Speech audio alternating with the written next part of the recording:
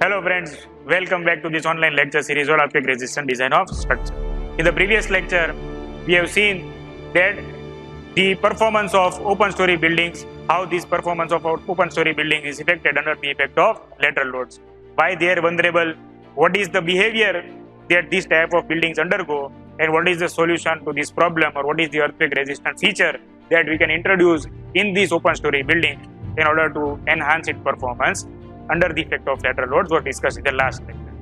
Today, we are going to talk about one more such parameter or one more characteristics that we see in case of reinforced concrete buildings. That is, it is again going to be a vulnerable parameter that if this parameter is not kept in mind during the designing, then as a result of that, the possibility is that the performance of the reinforced concrete building is likely to be hampered under the effect of lateral loads. And that particular feature or that particular characteristics that you see in a building is known as short column effect, right? So let us understand what is short column effect, what is the behavior of the building when the short column effect is going to be present in the building, and what is the solution, that is how we can eliminate the short column effect in the building, right? So when I talk about short column effect, first of all we again understand which columns are known as short columns. As we have seen that the guidelines of IS 456 is using two terms. First is slender column and second is the short column, right? The guidelines of IS 456 is mentioning that if L by D ratio, that is length to depth ratio, is less than or equal to 12 or greater than or equal to 12, right?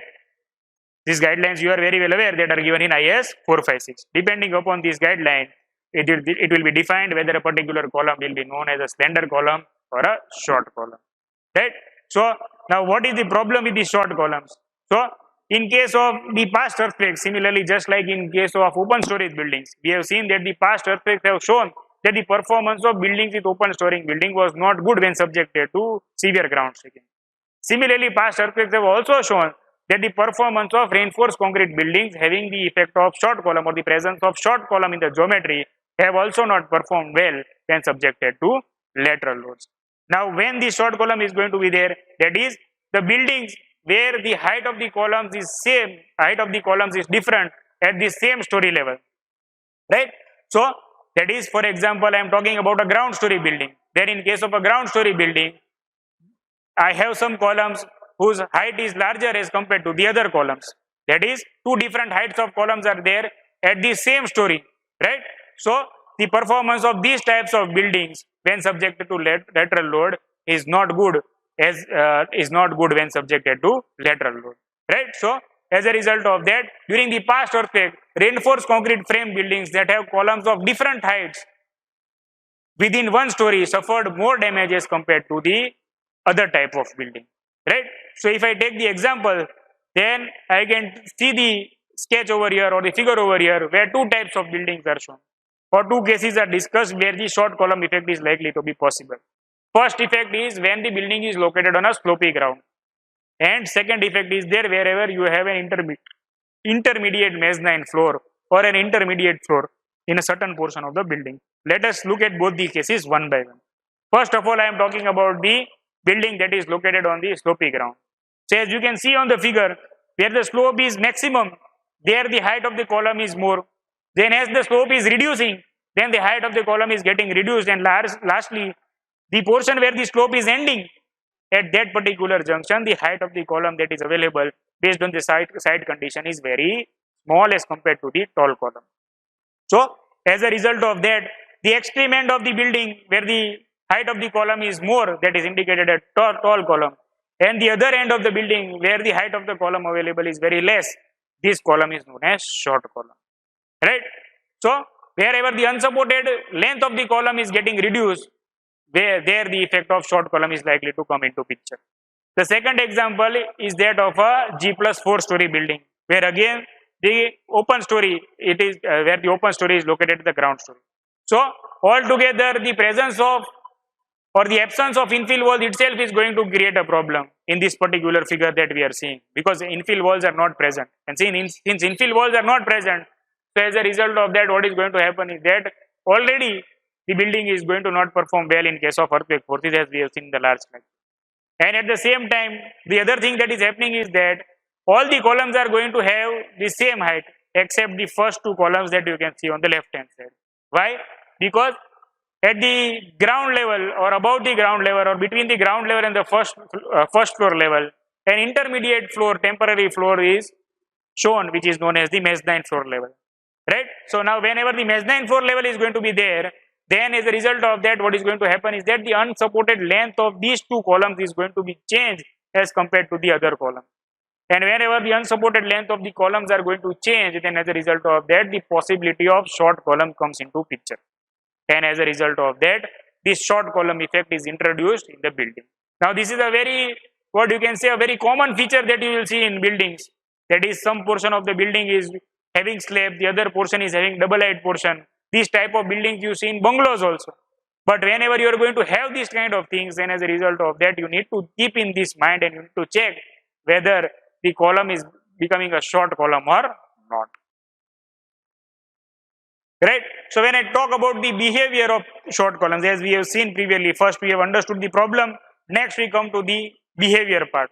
So how is the behavior of the short column and how it is going to be harmful to the performance of the building? That is what we are going to discuss over here. That is, the poor behavior of short column is due to the fact that in case of an earthquake, a tall column and a short column of the same cross section move horizontally by the same amount delta. That is, what is going to happen is that if a floor story height is such that tall column is also present, short column is also going to present, the cross section, that is the size of the column, is going to be same. Let us say I am having a column of 300 by 450 mm, right? Now I am having the geometry of the building is such that the unsupported length of one column is 3 meters and the unsupported length of the other column is 1.5 meters. So as a result of that, the column which is going to have an unsupported length of 1.5 meter is going to be a short column, right? Now when lateral forces are going to act on this particular building, then as a result of that, the forces will be evenly distributed, and when the forces will be evenly distributed, then as a result of that, we can safely say that the horizontal displacement that is going to be there, that is the back and forth movement of the building is going to be there, that is going to be by the same amount, that is the horizontal displacement is going to be by the same amount, that is delta, as that is shown over here in the figure. That is, the blue column is the tall column and the red column is the short column. In both the cases, the horizontal force is applied from left to right, and whenever the horizontal force is applied, then as a result of that, the sway of the column at the top is going to be there, and when the sway is going to be there, that amount, that value is shown as delta in the figure over here. However, what is going to happen that in case of short columns, the short columns are going to be stiffer. Why? Because the unsupported length is going to get reduced.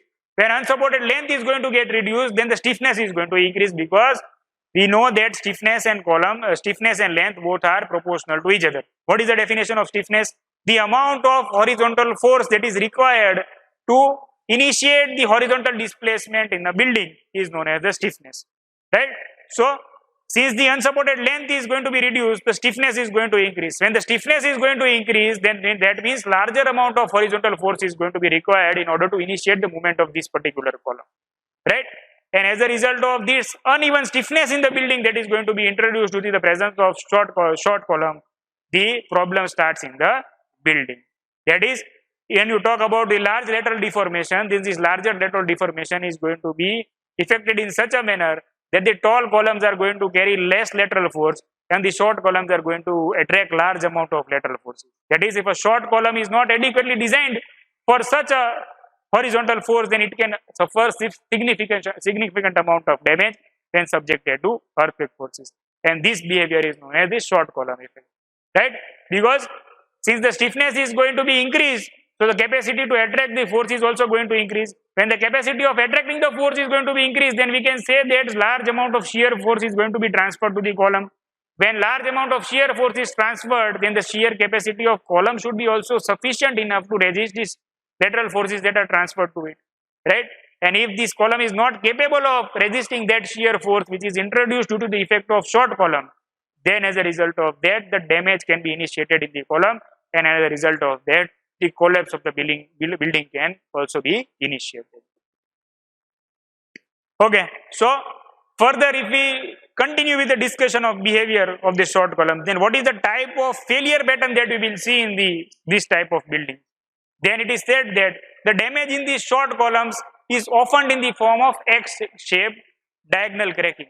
that we will see in the next slide. The failure pattern is shown. That is, this type of damage of column is due to the shear failure. Right? So again, coming back to the importance of shear capacity in the column. In all the lectures that we have discussed previously, we have everywhere seen that in case of lateral forces, the shear failure of the column is the most predominant type of failure.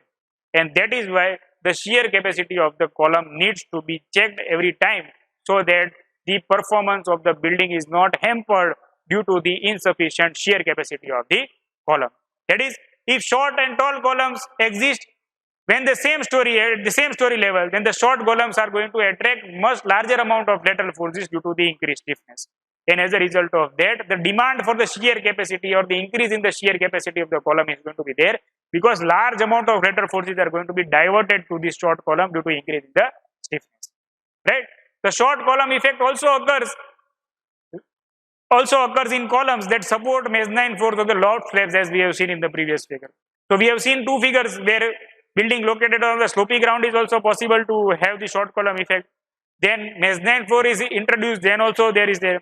Then the other effect that we have discussed, or the other type of detailing that we have seen earlier, that is, if you are going to take the lintel bars through the columns, or if you are going to take the lintel bars and seal bars through the column, then as we have seen that IS 13920 is saying that if you are taking these lintel bars and seal bars through the column, then in that case that particular lintel beam and the seal beam needs to be modeled in your STAAD Pro or ETABS model. Why?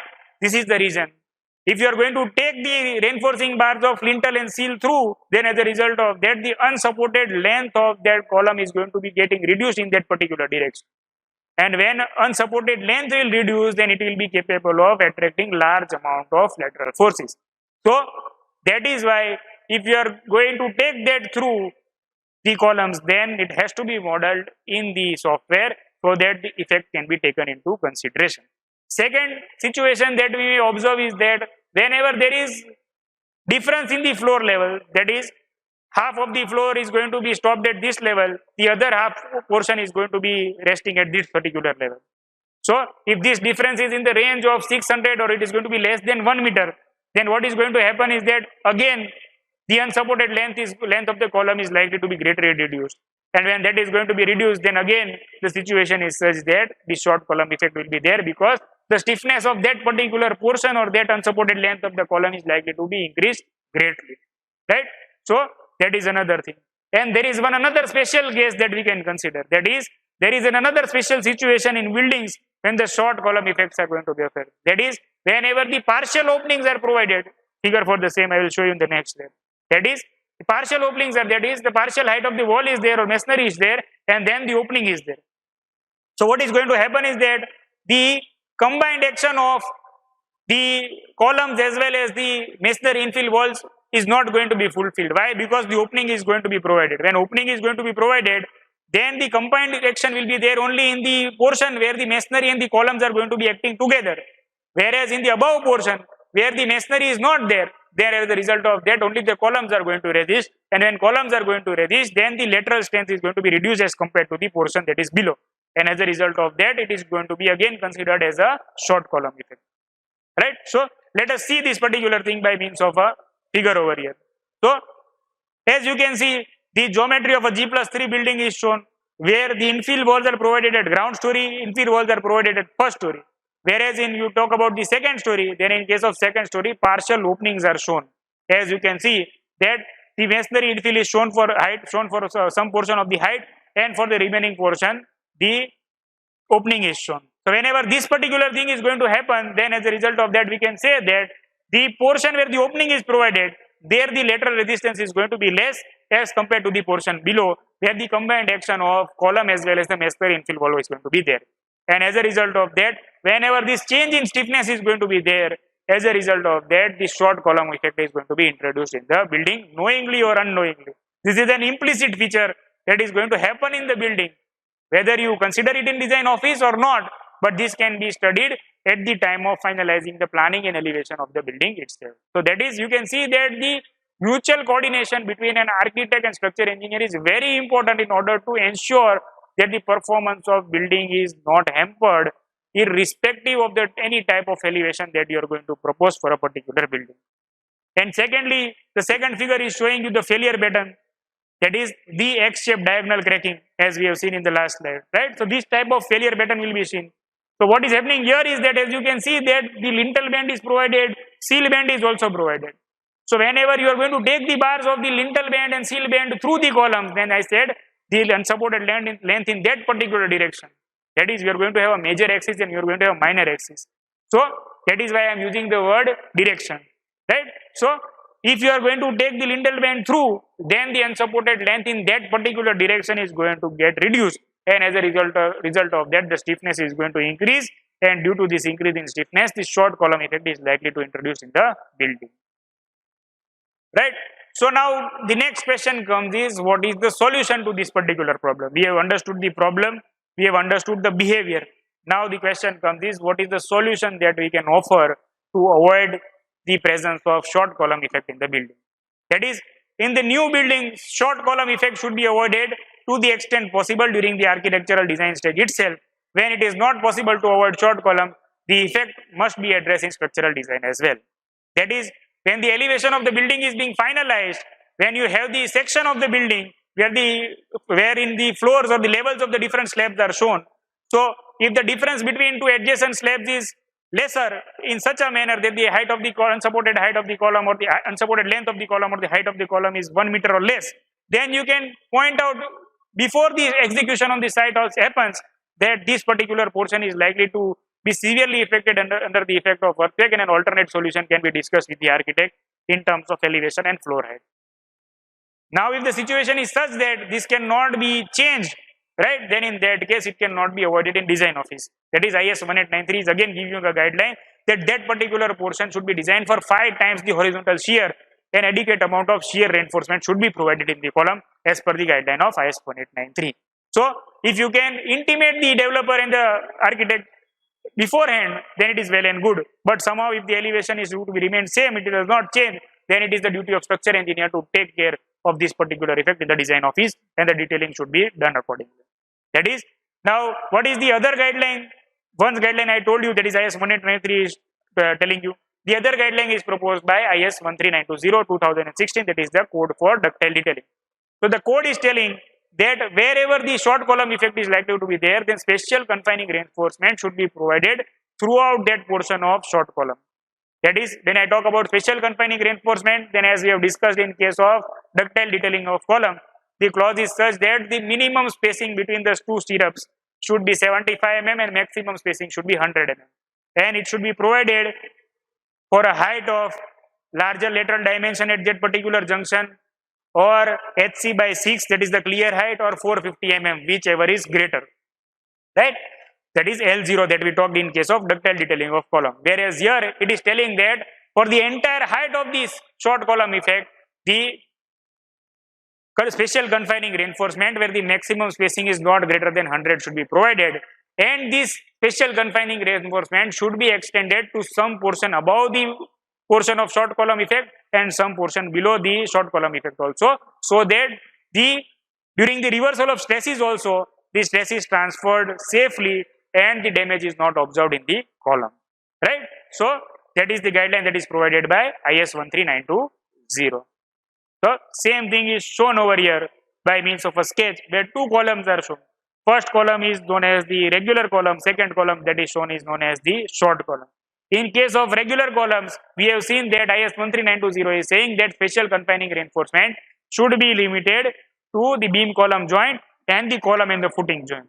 Whereas in case of short column, as you can see in the figure, special confinement zone has to be provided throughout the entire length of the short column, and also some portion above the short column, some portion below the short column as well, right? So that the safe transfer of stresses can be accommodated. Now, if the buildings are existing in nature, then what can be done? Then in that case, in existing buildings, this short column effect, different retrofitting solutions can be adopted by mutual discussion with the structure engineer. Where walls of partial height are present, then the simplest solution is that the entire portion or entire height of the opening should be covered by means of masonry walls, and such openings, their partial opening is there and partial masonry walls are present, that should be eliminated from the building. And lastly, a qualified structure engineer should be hired by the developer in order to make sure that the guidelines of IS 1893, IS 13920 are studied. The capacity or the shear capacity of the column is calculated if short column effect is going to be present in the building, and then the sufficient amount of retrofitting techniques which can help us to increase the shear capacity of the building should be adopted, and thus it should be made sure that the existing buildings also become safe when subjected to large amount of lateral forces. I hope you have understood the definition of short column, the behavior of the short column, different cases where the short column effect is likely to be introduced in the building explicitly as well as implicitly, and lastly the solution that is going to be there for this particular effect to be eliminated from the building as well. I hope you have enjoyed today's lecture. Stay tuned for the further lecture series as well. Thank you.